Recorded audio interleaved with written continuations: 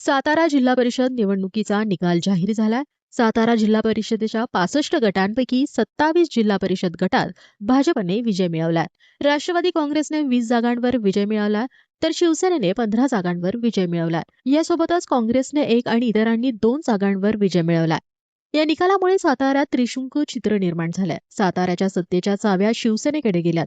जिल्ह्यामध्ये भाजपला शह देण्यासाठी राष्ट्रवादी शिवसेना एकत्र येणार का, असा सवाल निर्माण झालाय. भाजप 27 जागेवर विजय होऊन मोठा पक्ष बनला असला तरी सत्तेसाठी भाजपला मित्र पक्षातल्याच पक्षांची मदत घ्यावी लागेल. राष्ट्रवादी काँग्रेसने 20 जागांवर तर शिवसेनेने 15 जागांवर विजय मिळवलाय. त्यामुळे बहुमताचा आकडा राष्ट्रवादी शिवसेनेकडे असल्याने भाजपला सत्तेपासून लांब ठेवण्यात येईल का, असा सवाल उपस्थित झालाय. नाही अजून कोणाबरोबर तर मी काय सांगणार आता. आणि मला कसं आहे, मला आमच्या 15च्या 15 सदस्यांना एकत्र बोलवून त्यांच्याशी चर्चा करूनच निर्णय घ्यावा लागेल ना. त्यामुळे आम्ही एकत्र बसू, चर्चा करू आमच्या पक्षांतर्गत आणि मग आमचा निर्णय घेऊ. नाही, मुळामध्ये आमच्या मित्र पक्षानं आधीच घोषित केलं होतं की स्वबळावर लढण्याची त्यांची भाषा होती.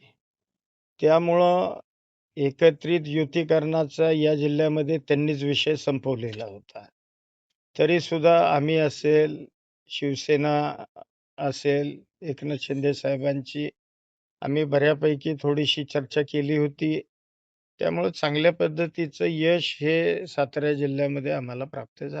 त्यामुळे निवडणुकीआधी घेतलेली बैठक आणि आता आलेले निकाल यामुळे मंत्री मकरंद पाटील, शंभूराज देसाई आणि रामराजे नाईक निंबाळकर ही त्रयी आता एकत्र येऊन भाजपला धोबीपछाड देणार का?